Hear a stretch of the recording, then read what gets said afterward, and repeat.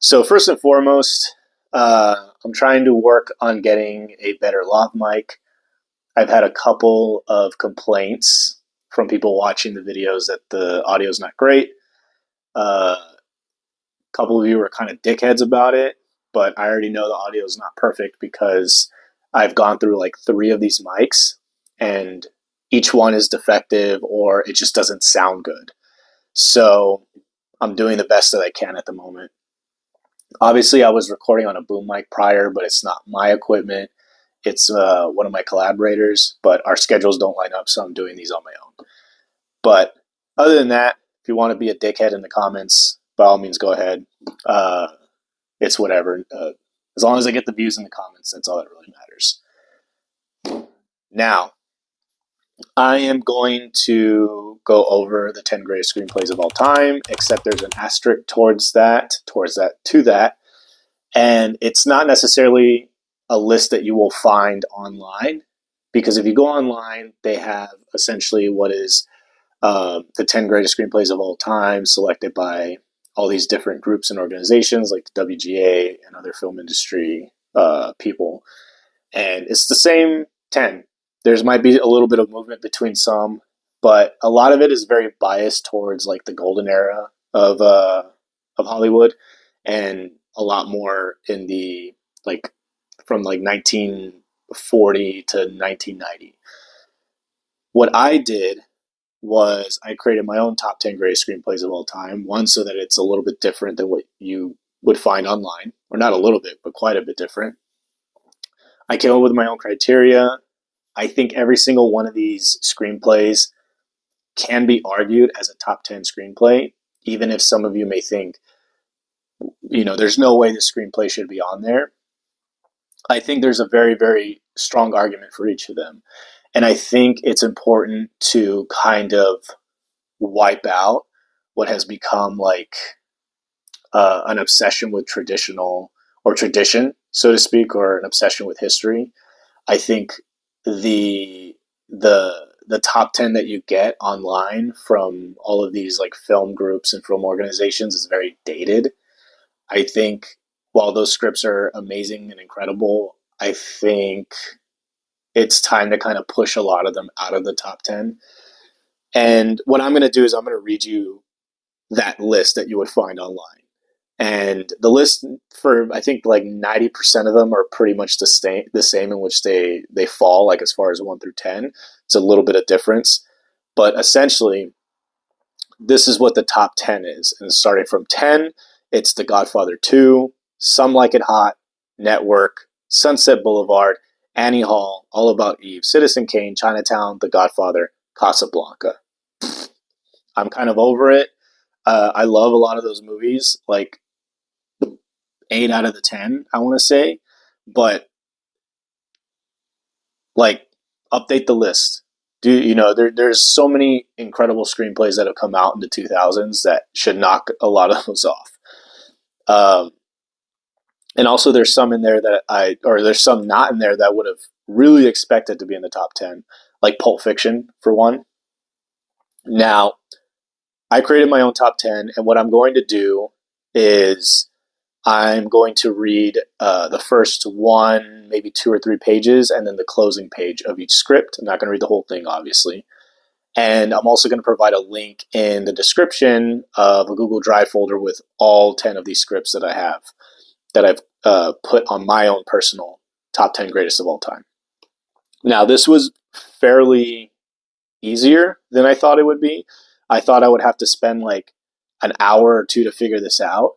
But when I created my criteria, it was pretty clear as to what I should put in there and what could qualify based on the criteria. Obviously, if I changed the criteria around, it would be a considerably different list, I think. But I think given the criteria, and even outside of the criteria, these scripts are undeniably incredible. They need to be bumped up higher in terms of like where they stand on the greatest scripts of all time. And I do think some of these people would argue shouldn't be on here, which is kind of the point, because that's what creates discussion. Now, what else? I'm not going to like edge you until the end to figure out what, like, number one is. I'll tell you just right now what my top 10 list is, and I'm also going to give you my criteria.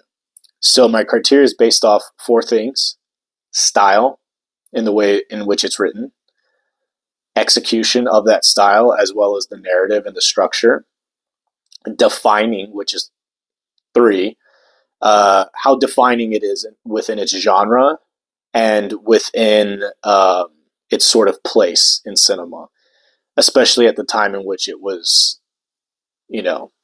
released to the world. And number four is very important: impact. Impact not just on screenwriting in general, but on cinema in general, and its impact at the time it came out, and long lasting impact if it had that as well. Now, I mentioned Quentin Tarantino's Pulp Fiction. It's not in the top 10, but a Quentin Tarantino script is on here.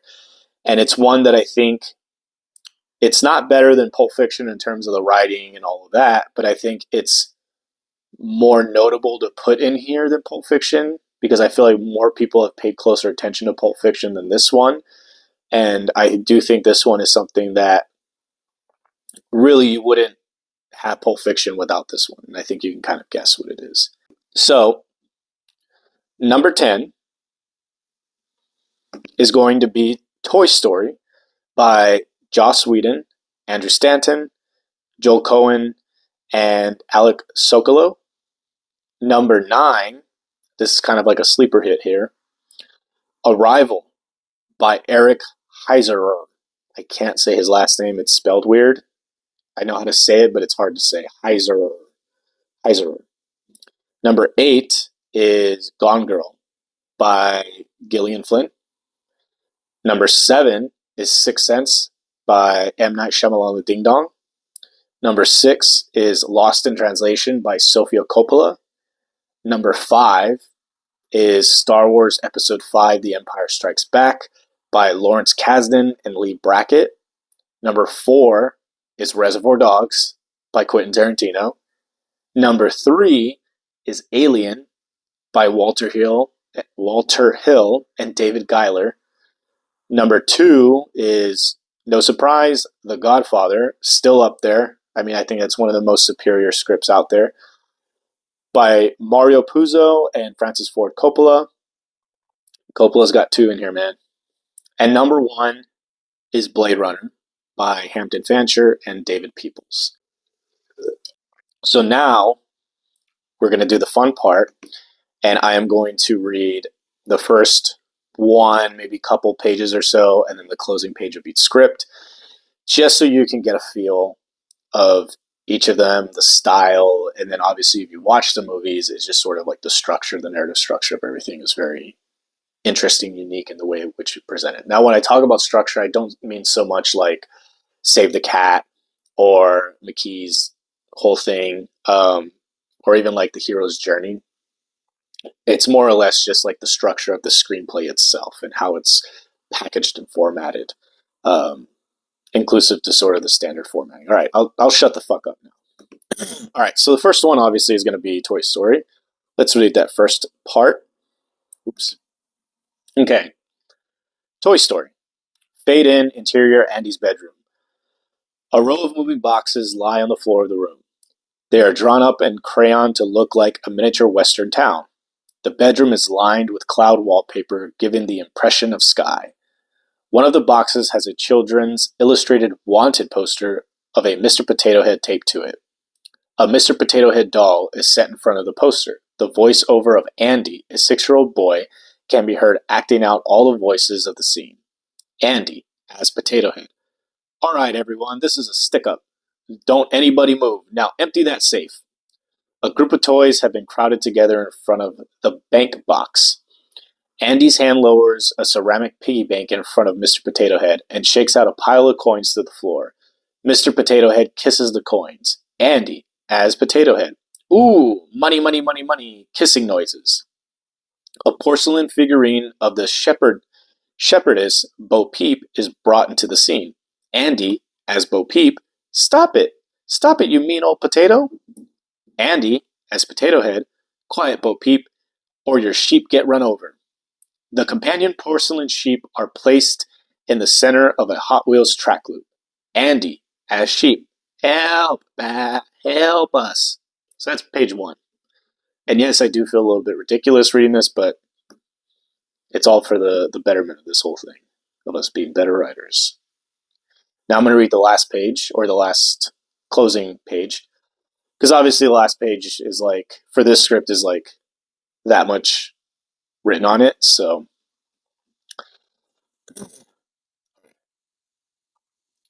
Slinky laughs with Rex. Buzz, quiet everyone, quiet. Sergeant, off screen over monitor. Molly's first present is Mrs. Potato Head. Repeat, a Mrs. Potato Head. Ham, way to go, Idaho. All the toys congratulate Potato Head. Potato Head, gee, I better shave. Potato Head whips off his mustache piece. Woody climbs up onto the bed and joins Buzz. Lipstick now covers Woody's face. Sergeant, off screen over monitor. Come in, frankincense. Andy is now opening his first present. Static. Buzz bangs on the side of the monitor. Nothing. Woody, Buzz Lightyear. You are not worried, are you? Sergeant, off screen over monitor. I can't quite make out. Static. Buzz, defensively. Me? No. Are you? Woody. Now, Buzz, what could Andy possibly get that is worse than you? We truck out through the window to the exterior as we hear Andy off screen. Oh, what is it? What is it? Sound effects. Barking. Andy off screen. Wow, a puppy. We zoom back through the window to a close-up of Buzz and Woody.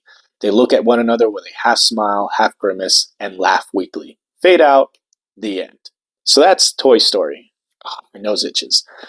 So that's Toy Story. Opening page, closing page. Now, I think the great thing about Toy Story is that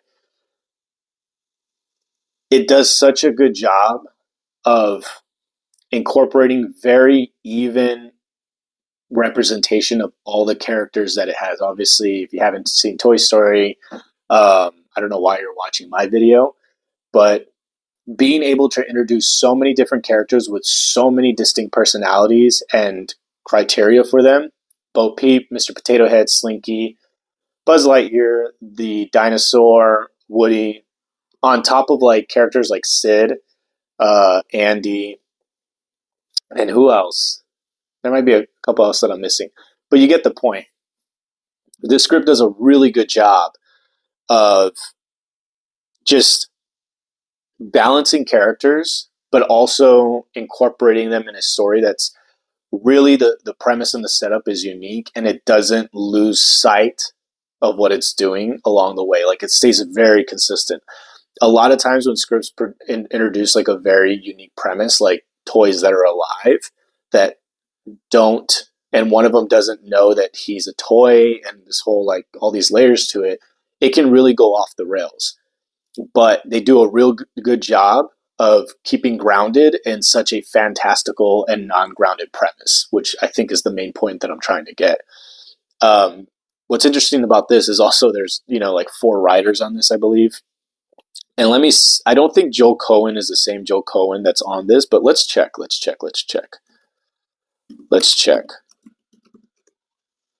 Give me one sec.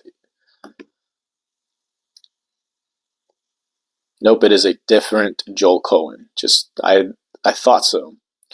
Not Joel and Ethan Cohen. But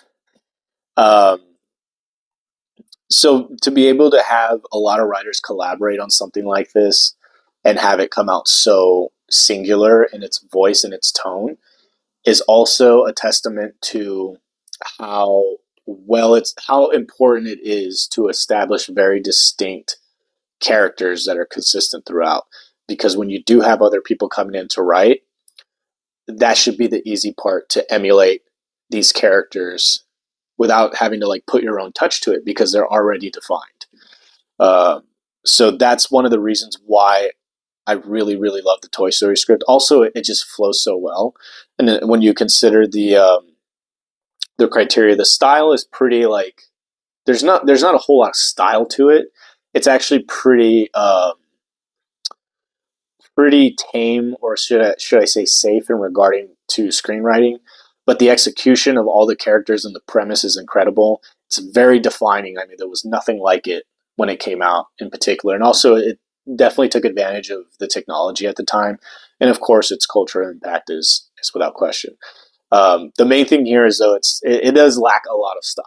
Like, it's not, I wouldn't tell anybody to read this for its styles, which is why it's coming in at number 10 on the list. But great screenplay. For sure, definitely read it.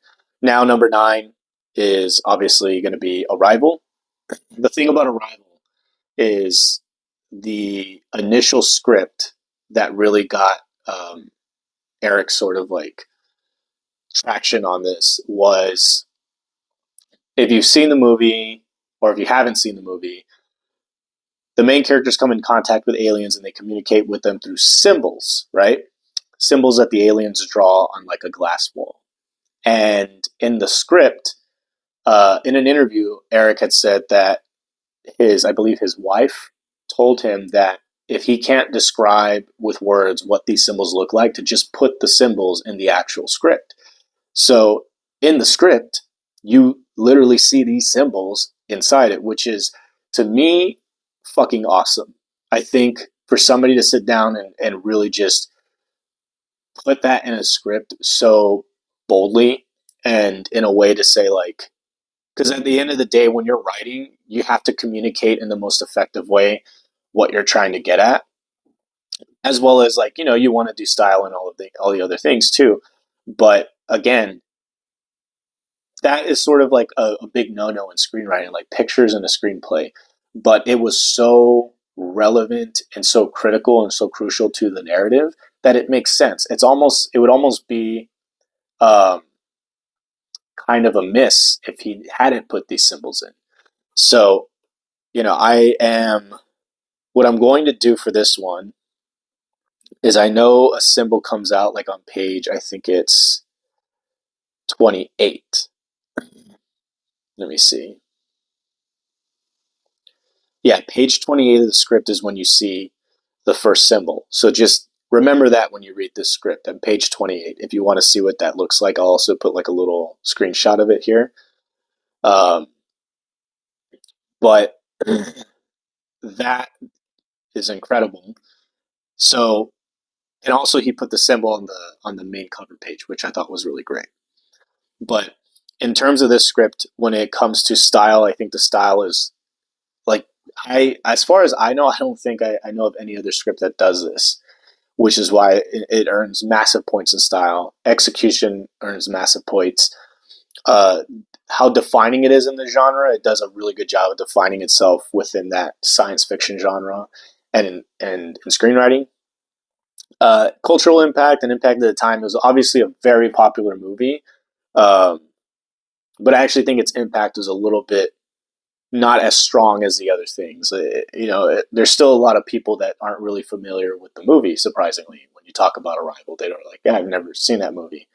So that's where it's kind of lacking a little bit, but it's number 9 on the list. Let me go ahead and read the opening page. All right. Fade in. Exterior, starfield and sky, night. A shimmering expanse of stars packed together. A clear night, far from light pollution. Louise, voiceover. Memory is a strange thing. Exterior lake house, night. A modern home built on the shore with a large deck. The skin of the lake is a cloudy mirror. Louise Banks stares up at the sky, leaning against the deck's railing, Merlot glass in one hand. Louise has a clean, timeless look about her, the kind of woman who ages gracefully. Eyes that make people comment she must have an old soul. Short hair. Louise, voiceover. It doesn't work like I thought it would. It doesn't work like I thought it did. We are so bound by time, by its order. Closing on Louise's face, still stargazing. A man steps onto the deck, out of focus, approaches off camera. Louise, voiceover. Maybe there's a higher order. Louise looks over at the man who's joined her, smiles, their hands clasped together. His thumb traces her knuckles. Louise, voiceover. I used to think this was the beginning of your story. Man, off screen. Louise, do you want to make a baby? Louise beams. Her eyes get wet, but she holds it in. It's clear what her answer will be. So that's the opening page. Now, the closing pages, this one is pretty much a full page. All right. What we're going to do, I'm going to start a little bit prior to that closing page. And now we stay here a moment longer than the opening scene and see that while Louise is smiling, a tear slips down her cheek. She is both the happiest and saddest right now because she knows what happens next. Final series of shots. 1. Louise cradles a newborn Hannah in her arms. Hannah crooks her tiny hand around Louise's finger. 2. 4-year-old Hannah dressed as a cowgirl. Hannah, stick 'em up. 3. Hannah, age 11 from when she's grounded. Hannah continued, when do I get to live my own life? 4. Louise standing with a doctor in a hospital hall. She's hiding her face in her hands. The doctor reaches out and puts a consoling hand on her shoulder. Her body shifts from a sob. Costello's translator, voiceover. You choose life, even knowing what is to come. Hannah, on her deathbed in the hospital, holding Louise's hand, the two clinging to each other. Hannah, voiceover.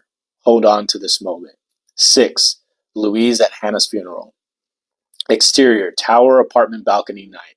Louise, older now and no longer in the lake house, leans on the railing of her living room balcony, staring out at the night sky. Louise, voiceover. It all happened, just like I saw it before you were born. Your entire story. Sometimes I feel like I lost you twice.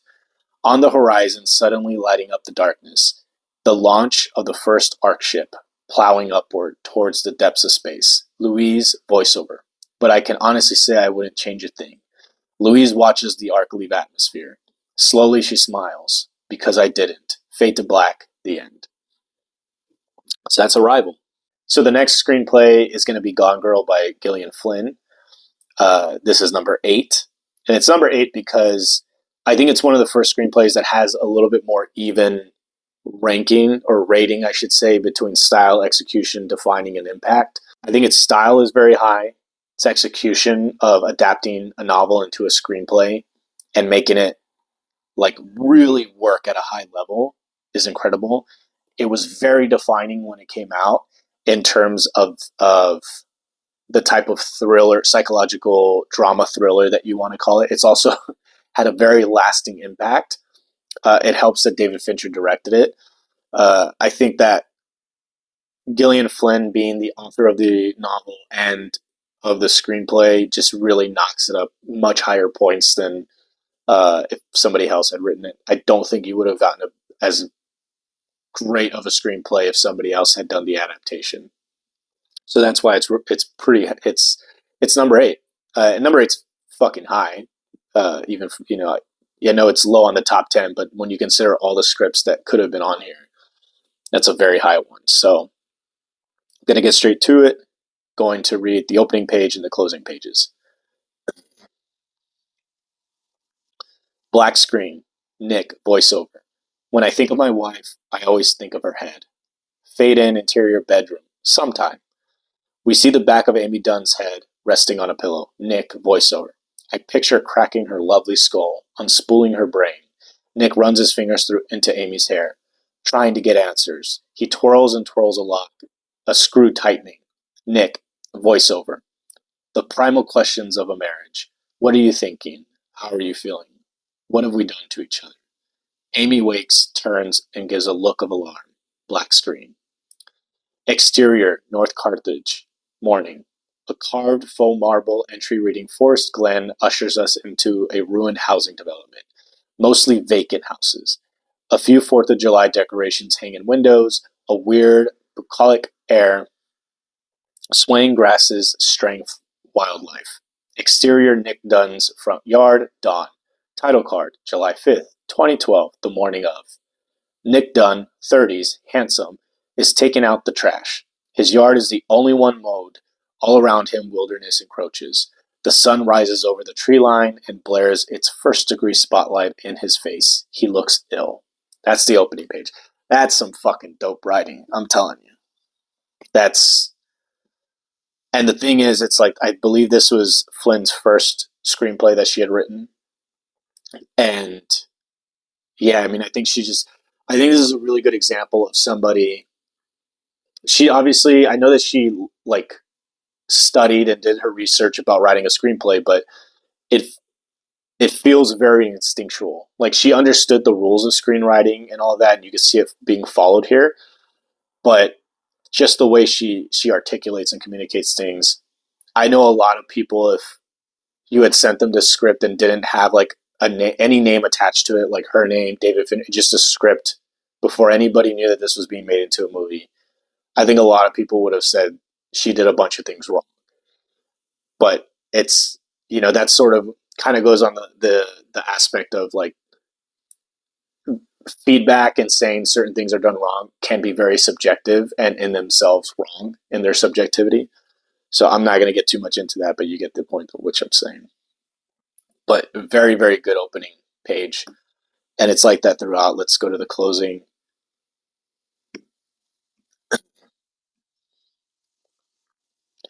Interior, Go's house night. Go is on the floor against the living room wall crying.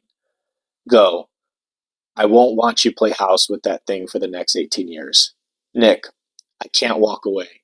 Go, you could get custody. Nick, I wouldn't. Go, it's my child. I have to stay. You want to stay. I have a responsibility. This isn't just about me anymore. You want to stay with her. Silence. He doesn't deny it. You're breaking my heart. Nick, go, please. I need my voice of reason. I need to know you're with me. She leans against his shoulder. I was with you before we were even born. On TV, we see outtakes of the Ellen Abbott interview. After so much darkness, we have come. Okay, Nick. After so much darkness, we have come out united. We communicate, we are honest, we're partners in crime. Amy. And Ellen, I'm happy to announce on your show, soon we'll be parents. Ellen yelps with joy. Amy and Ellen hug across Nick. Interior bedroom night. They lie down side by side on the marital bed. Nick is staring at the back of Amy's head, just as in the opening. Nick, off screen. What are you thinking? How are you feeling? What have we done to each other? What will we do? Amy turns and gives him a haunting smile. Fade to black. Fantastic. Also, the script is 163 pages. It's a fucking long script. Well worth it. All right.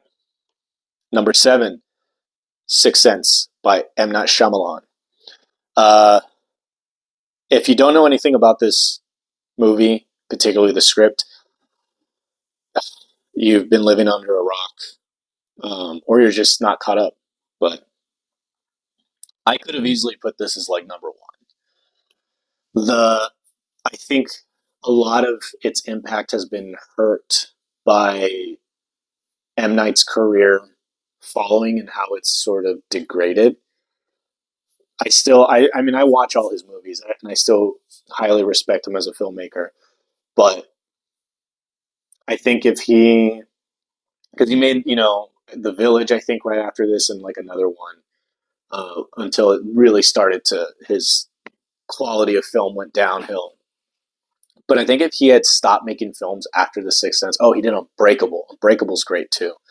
Um, if he had stopped making films after Unbreakable or The Village, I definitely think this Sixth Sense would be regarded as one of the greatest films of all time.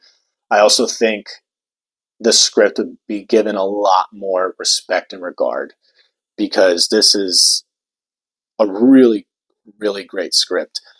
I think in terms of like professionalism in screenwriting, this is like a really good screenplay to study and look at, just to see how just technically great everything is executed here. It he was relatively young too, but this just seems like such a seasoned screenwriter. It's pretty remarkable. So let's get right into it. Interior basement evening. A naked light bulb sparks to life. It dangles from a ceiling of a basement. Light, quick footsteps as Anna Crow moves down the stairs. Anna is the rare combination of beauty and innocence. She stands in the chilly basement in an elegant summer dress that outlines her slender body.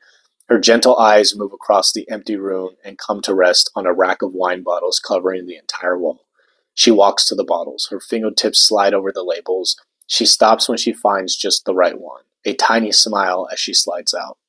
Anna turns to leave, stops. She stares at the shadowy basement. It's an unsettling place.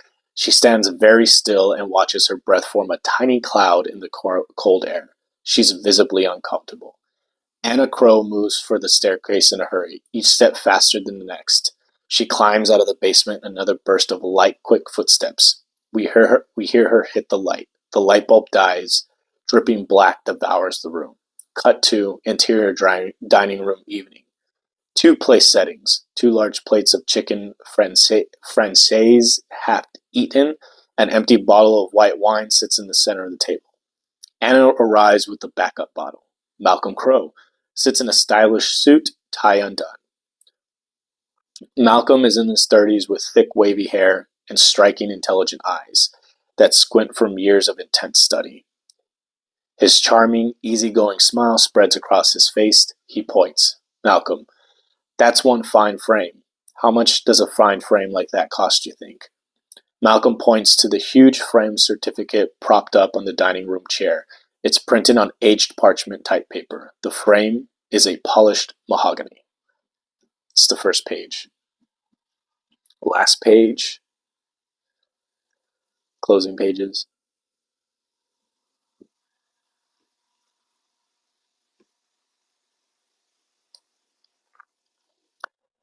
The room falls to silence. Malcolm sits still across from his wife. He drinks her in with his eyes. Malcolm leans back in the chair, slowly closes his eyes. They close shut. We are tight on Anna. We see her soft breaths forming a tiny cloud in the cold air. With each breath, they become less and less visible, the room becoming less and less cold. Soon her breaths aren't visible at all. She breathes gently, falling back into the peaceful sleep. We pull back to reveal Anna alone in the living room. The wedding video plays its last scenes. Malcolm is at the microphone on the dance floor in front of all the guests. He's holding a glass of wine. Malcolm on tape. I think I've had too much to drink. Malcolm smiles as he takes a sip. The guests chuckle as they watch. Beat. Malcolm on tape. I just have to say this day today has been one very special day. I wish we all could stay and play. The crowd erupts in laughter. What? Malcolm looks around and everyone's smiling faces. Beat. Michael takes his time. He looks just past the camera. Malcolm. Anna, I never thought I'd feel the things I'm feeling. I never thought I'd be able to stand up in front of my friends and family and tell them what's inside me. Today I can. Malcolm's eyes fill with water.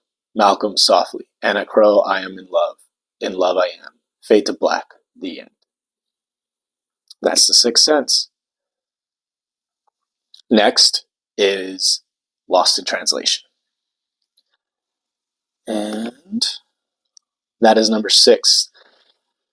For this, what I found interesting, this is just like my perspective, is reading this screenplay. If I genuinely feel like if you had put a man's name on this screenplay instead of Sofia Coppola, a lot of people would have an issue with the way that the woman character is written in this. But which is ironic because it's written by Sofia, and the way she just kind of presents the female lead character in here, it sounds like it would be something written by a dude. But outside of that, it's just I think the impact of this film was really, really long standing. I think it was incredibly defining for the type of movie it is. It's kind of the standard for these types of quiet, ethereal dramas. Um, the style, the style is not that strong when given the sort of like the hierarchy of the script, but it's still a very, very strong style. And of course, the execution of it, I think, is great because it's a very simple script. It's a very simple premise. It's a very simple, just in general. But a lot of times, it's hard for people to keep things simple in a script and to do it so consistently quality from page to page that I think when it comes to if you're going to write a script that is essentially just two characters hanging out, this is one of the best scripts to read because it teaches you how to like be committed to that. A lot of times people will take that and move it in a completely different direction once you go like the last 10, 15, 20 pages or so. One of my favorite movies that does make that mistake, in my opinion, is Collateral, which it follows a very simple premise with like these bursts of excitement. And then the very, very end of the novel, it kind of turns into like this action film, which really hurts it. But it doesn't stay committed to that simplicity.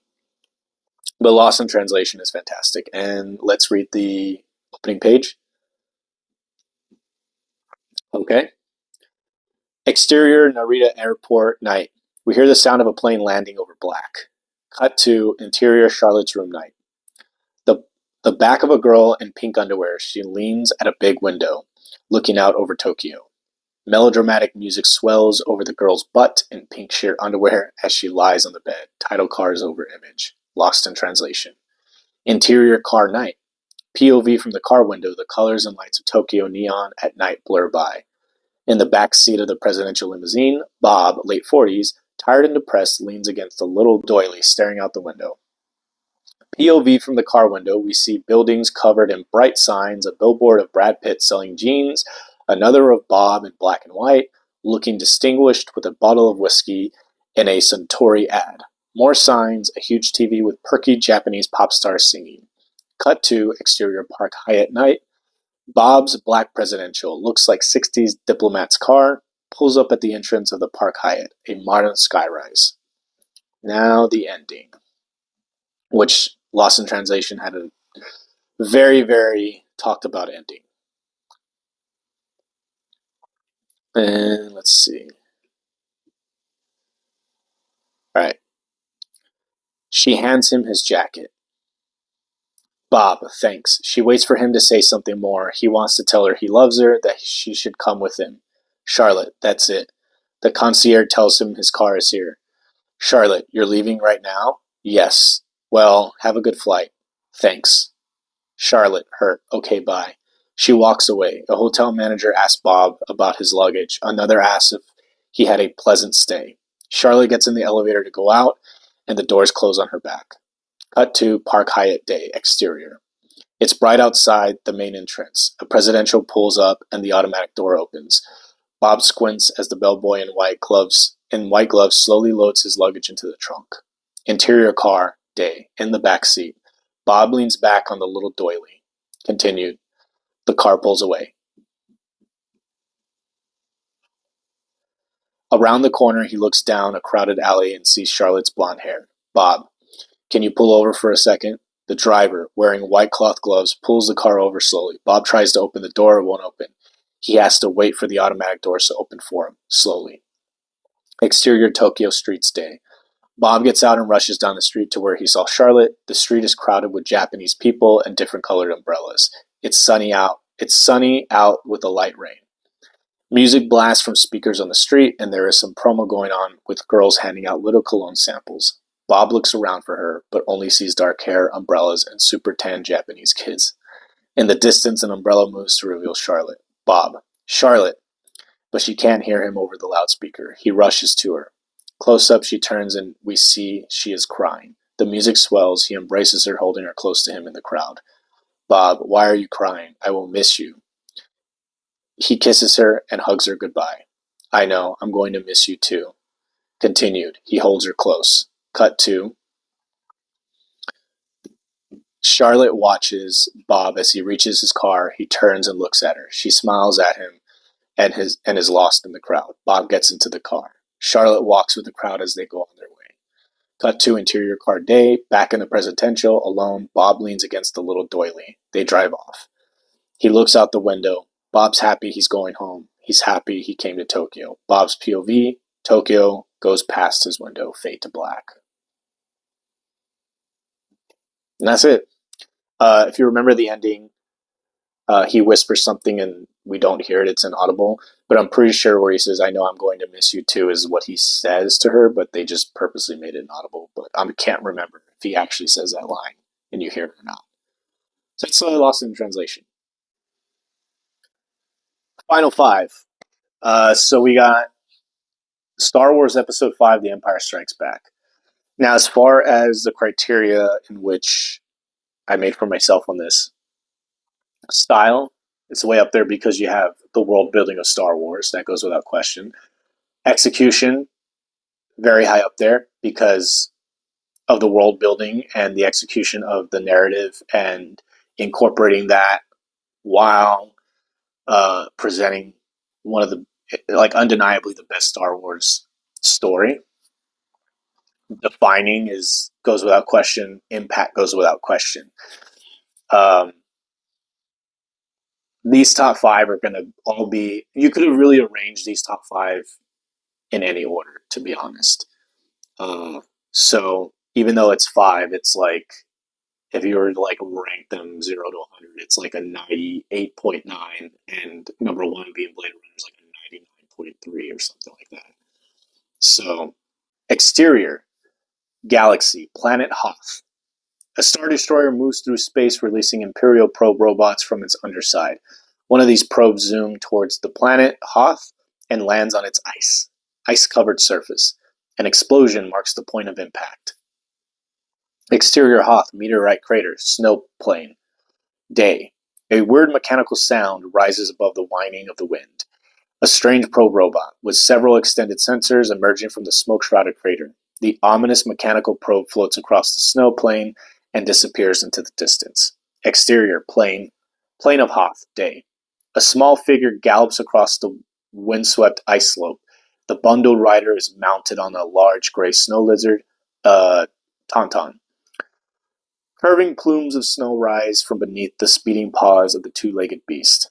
The rider gallops up a slope and reins his lizard to a stop. Pulling off his protective goggles, Luke Skywalker notices something in the sky.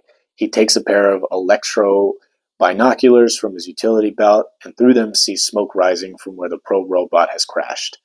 The wind whips at Luke's fur-lined cap and he activates a comlink transmitter. His tauntaun shifts and moans nervously beneath him. Luke, into comlink.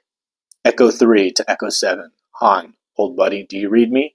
After a little static, a familiar voice is heard. Han, over comlink. Loud and clear, kid. What's up? Well, I finished my circle. I don't pick up on any life readings. So that's page 1. That's the opening page. Let's get right to the end. The final closing page.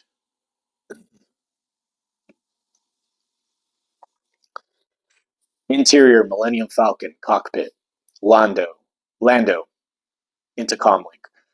Princess, we'll find Han, promise. Interior, Star Cruiser, Medical Center. Luke, into comlink. Chewie, I'll be waiting for your signal. Chewie's wail comes over the comlink. Take care, you two. May the Force be with you. Luke looks down at his hand. A metallized type of bandage has been wrapped around his wrist. The medical droid makes some adjustments in a tiny electronic unit, then pricks one of Luke's fingers. Ow!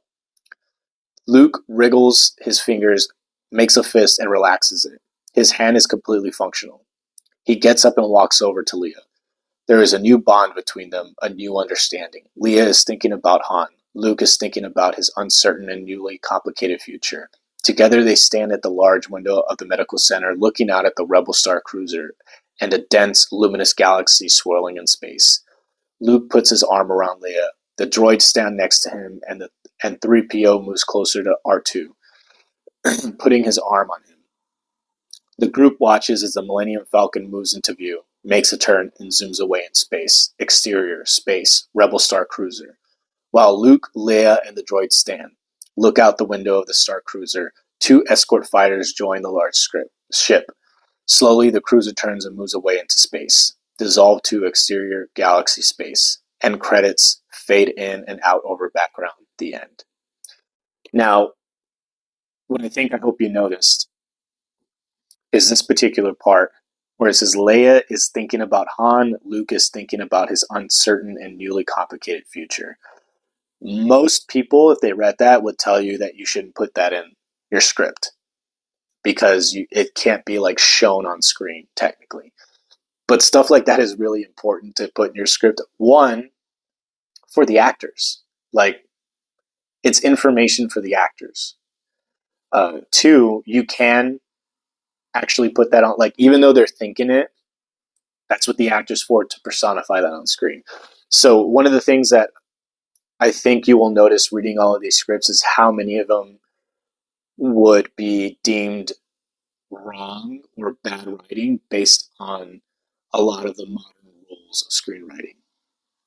But yeah, so that's Star Wars, and we're just going to keep moving along to number four, Quentin Tarantino's Reservoir Dogs. It goes without saying, as I said earlier, well, it goes without saying in terms of why this is so high on here. But as I said earlier, Pulp Fiction wouldn't exist without Reservoir Dogs. And it's not just because Reservoir Dogs got made and allowed him to get the backing for Pulp Fiction. When he wrote Pulp Fiction, it wasn't until after Reservoir Dogs that he actually made it into a script. Up until then, it was just a whole bunch of notes on a whole bunch of notebooks and paper that he had compiled together. Reservoir Dogs was an actual script that he wrote. And with Reservoir Dogs, he basically style, execution, the whole redefining of screenwriting and the impact of it. The impact is actually its lowest because Pulp Fiction just eclipses it so much. But the style of it is insanely high. Its execution is incredible because Tarantino made it a point that he wanted this to basically be a novel in script form or a novel on a screenplay. He wasn't thinking about like writing, he was basically writing a novel. And it just defined its own genre. It's like the Tarantino is his own genre. So those three things in regards to their criteria are insanely high. Its impact is also high, but again, I think what a lot of people don't remember is that Reservoir Dogs was critically acclaimed, but it wasn't like universally known or seen. It wasn't this widely popular thing. He didn't really get that sort of popularity until Pulp Fiction, and Reservoir Dogs was like a slow burn of a recognition for him.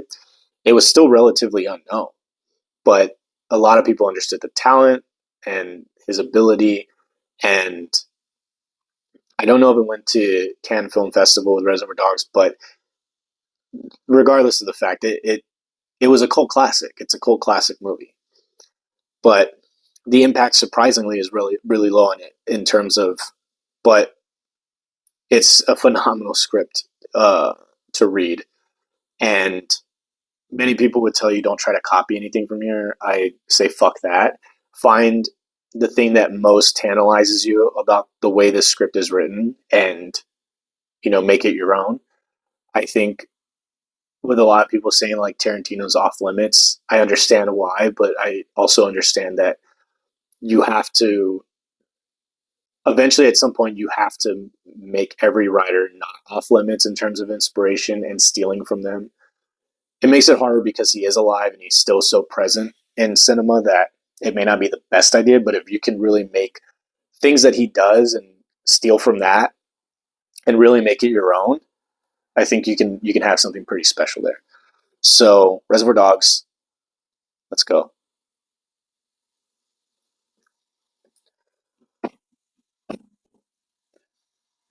All right.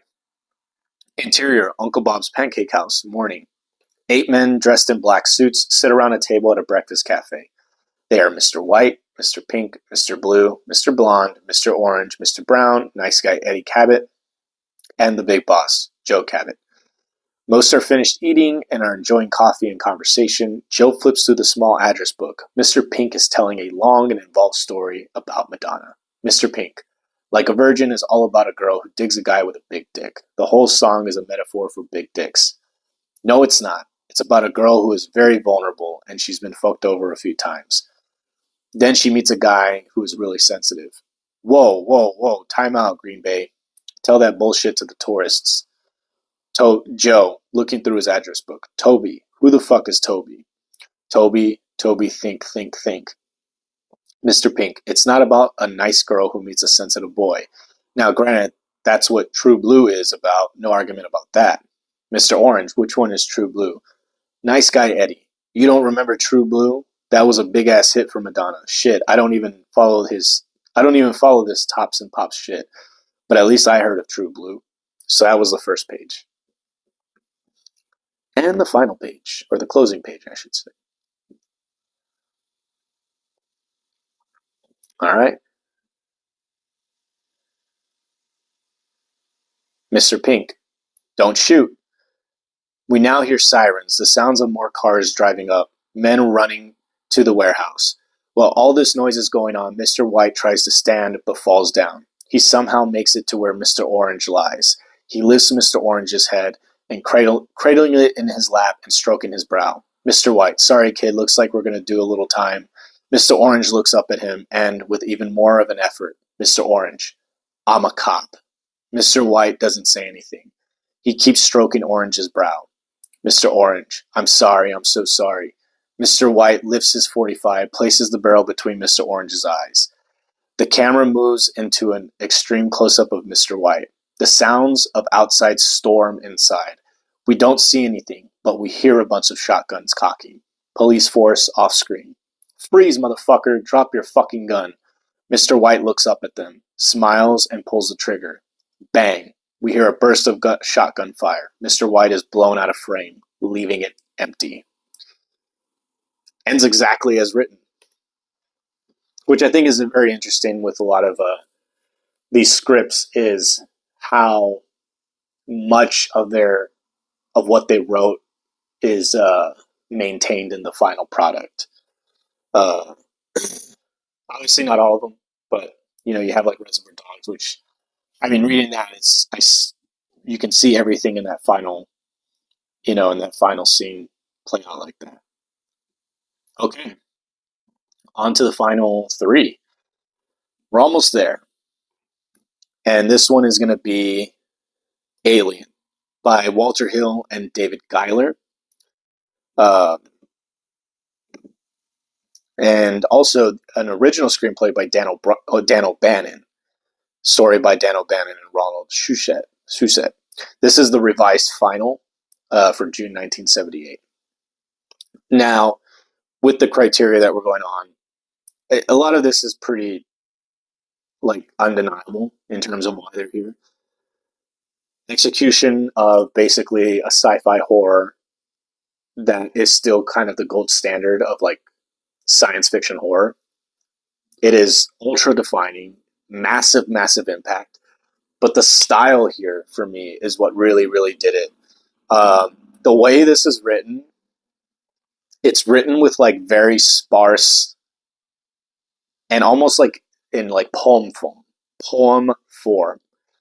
It's, you'll see it when you read it, but it just it's one word, 2 words, 3 words, and it's just line, line, line, line, line. I think a lot of people, again, if you were to read this script and not attach a name to it or whatever, anything like that, just hand it to somebody. In the modern way in which we look at screenwriting, a lot of people would say no, you can't write it like this. This is awful, or this, there's so many things wrong with the way you're writing. But this really is so unconventional in which the way it writes this entire script. And I honestly just fucking love it. It's just an excellent script in terms of horror elements. It really works. All right. So we have first page, Alien, fade in, sometime in the future, interior, engine room, empty, cavernous, interior, engine cubicle, circular, jammed with instruments, all of them idle. Console chairs for 2, empty. Interior, oily corridor, sea level, long, dark, empty, turbos throbbing, no other movement. Interior, corridor, A level, long, empty. Interior, infirmary, A level, distressed, ivory walls.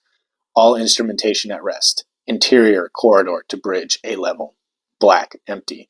Interior, bridge, vacant. 2 space helmets resting on chairs. Electrical hum. Lights on the helmets begin to signal one another. Moments of silence. A yellow light goes on.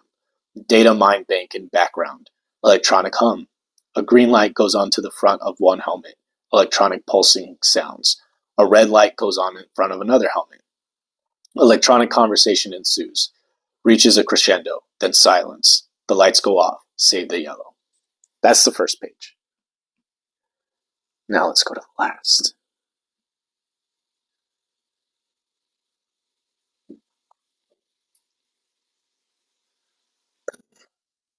Oops. Let's take a little bit.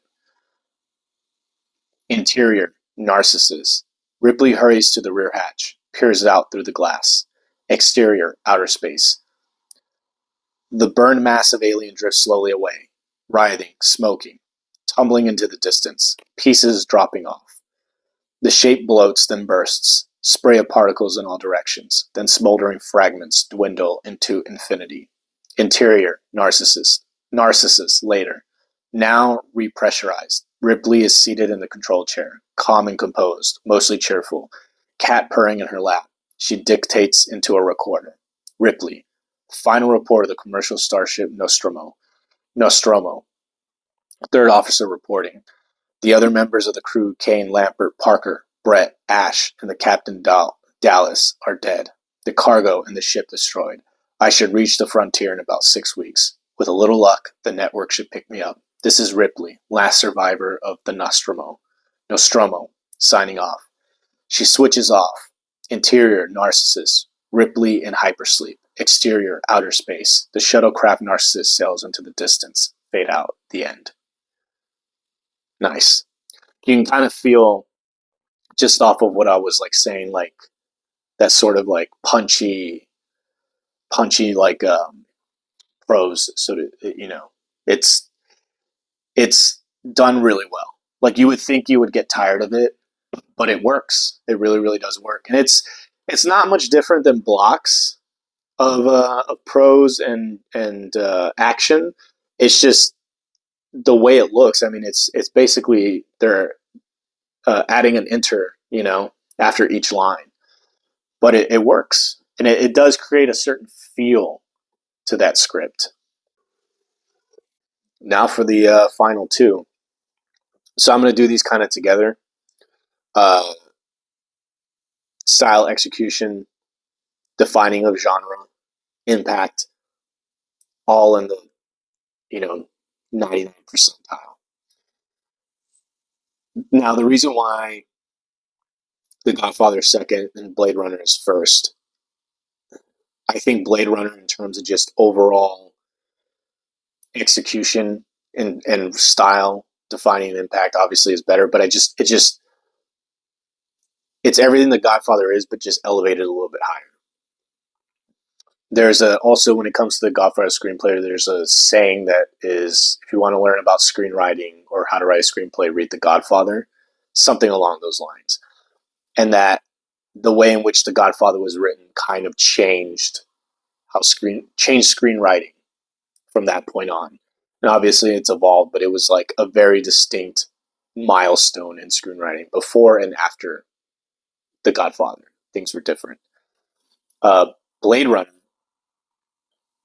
I think it's basically like a novel in script format, much like Reservoir Dogs, but it's just so well done, and especially given the fact it's sci-fi, world building, the tone. I mean, in Blade Runner, the fucking tone of that script is unmatched.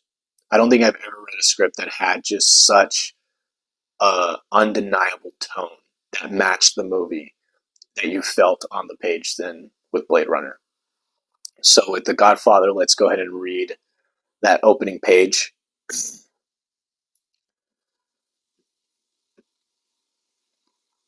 And then we will go straight into Blade Runner. Fade from black. Interior, Don Corleone's home office, day. Bonacera, seated in front of the Don's desk, facing the camera. I believe in America. America made my fortune, and I raised my daughter in the American fashion. I gave her freedom, but I taught her never to dishonor her family. She found a boyfriend, not an Italian. She went to the movies with him. She stayed out late. I didn't protest. 2 months ago, he took her for a drive with another boyfriend. They made her drink whiskey, and then they tried to take advantage of her. She resisted. She kept her honor. So they beat her like an animal. When I went to the hospital, her nose was broken, her jaw was shutted, held together by wire. She couldn't even weep because of the pain. But I wept. Why did I weep? She was the light of my life, beautiful girl. Now she will never be beautiful again.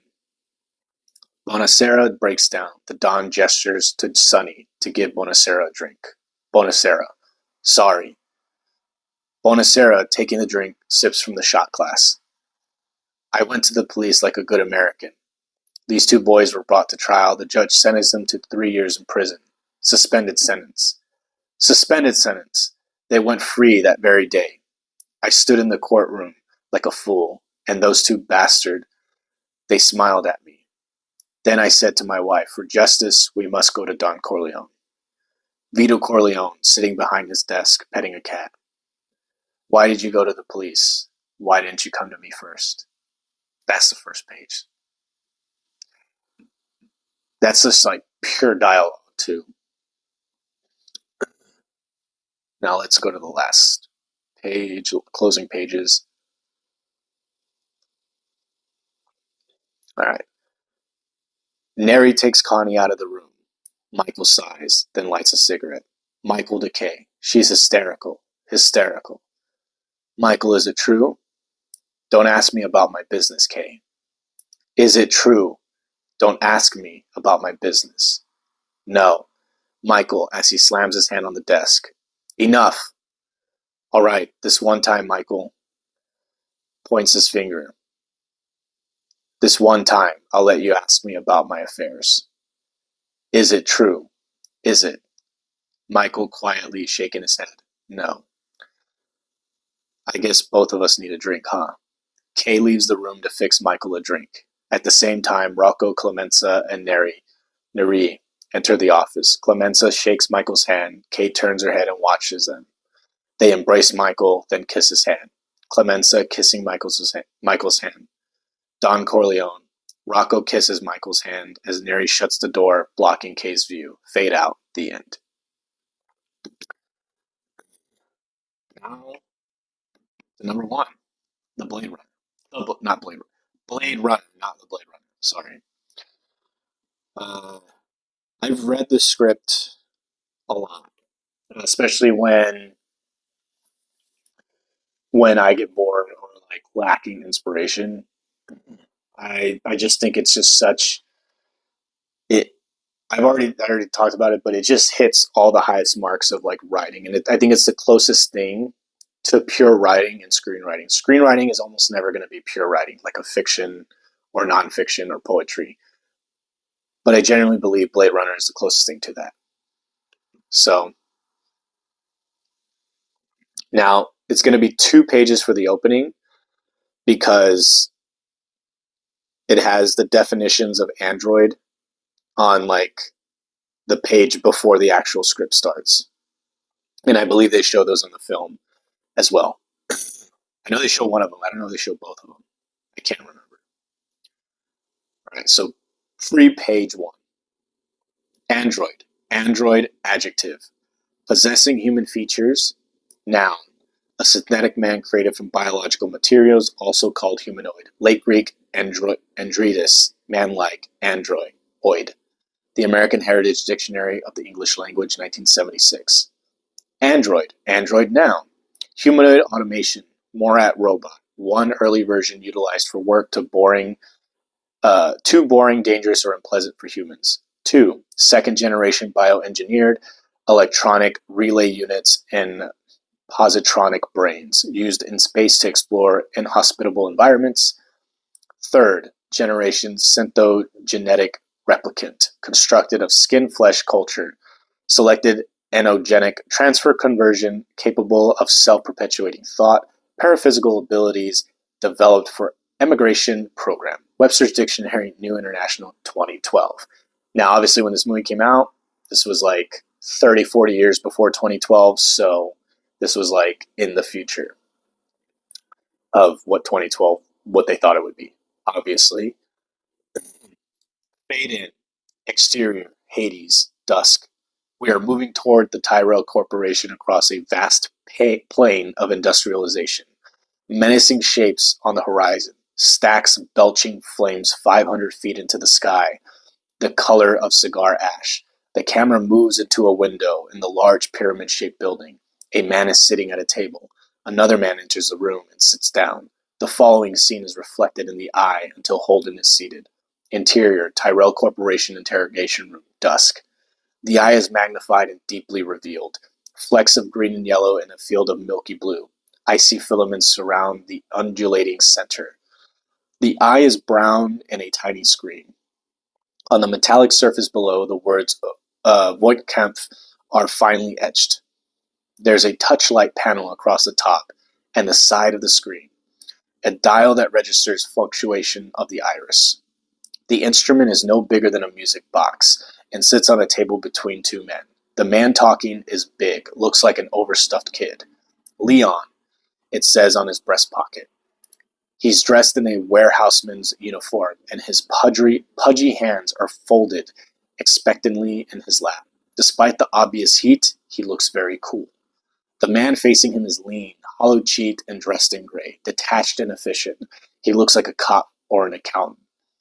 His name is Holden, and he's all business, except for the sweat on his face. The room is large and humid. Rows of salvaged junk are stacked neatly against the walls.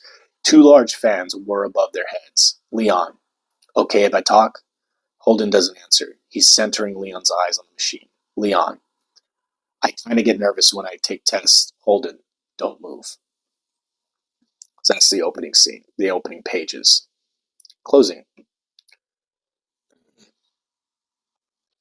Interior, Deckard's car, day. Deckard is at the wheel. Rachel is beside him. Deckard smiles at her. Rachel smiles back tentatively. Deckard glances back at the road, then at the vid screen. A little blip flashes on the screen. Deckard notices it. His eyes narrow just a little. He reaches in his pocket, pulls out the unicorn. Deckard puts the tinfoil unicorn on the dash. A flicker of smile crosses his face. Cut to exterior woods day. Deckard's car bullets through the woods in a fury of speed and music. We back off it and up, past whizzing branches, over the treetops, losing the car as we soar over what is suddenly a vast forest spreading to infinity. Enormous music. Deckard's voiceover. Deckard, I knew it on the roof that night. We were brothers, Roy Batty and I, combat models of the highest order. We had fought in wars not yet dreamed of, in vast nightmares still unnamed. We were the new people, Roy and me and Rachel. We were made for this world. It was ours. Trees explode past us in a rage of branches as we dip and swerve, and that's when the spinner looms into view, zooming right at us, then tilting and yawing off in a hot pursuit with Gaff at the controls. Credits are rolling. God help us all. Fade out. The end. So there it is. Hopefully that was helpful. I think I would say if you're not going to have time to read all of these scripts, 10 is a lot. I would read Blade Runner, Arrival, and Lost in Translation. I think those are three scripts. Uh, if you had to like pick, if you have time for three, those are like the three ones out of the 10 I would recommend reading first. So really making time. All of them are worth reading, but I think those you read those three scripts and you get the most well-rounded experience in terms of writing uh, with a lot of style, execution of story, and just overall technique and skill. That's the most well-rounded three that you can look at. So there it is. 10 greatest screenplays as based on my criteria. Obviously, as I said prior, you could take out most of these and replace them with other screenplays that, based on my mood, based on your mood, could be in the top 10. I do want to say that if there are two, maybe three scripts in here that will always be in the top 10, it will be Blade Runner, Star Wars, and The Godfather. Yeah, I think those three are always going to be in the top 10, just in general. Again, nothing wrong with the list that you'll find online. They're very valid, but I do think they're dated. There's also the list of the best screenplays written for the 21st century, 2000s. That list consists of from 10 to 1 is Memento, Almost Famous, Inglorious Bastards, There Will Be Blood, Moonlight, No Country for Old Men, Parasite, The Social Network, Eternal Sunshine of a Spotless Mind, and Get Out. Not sure if I mentioned those at the beginning. If I did, sorry for being repetitive, but I've been shooting this video for over an hour. Uh, yeah, that's basically it. Enjoy. Again, link in the description with a Google Drive of the top 10 screenplays that I went over today, and have at it.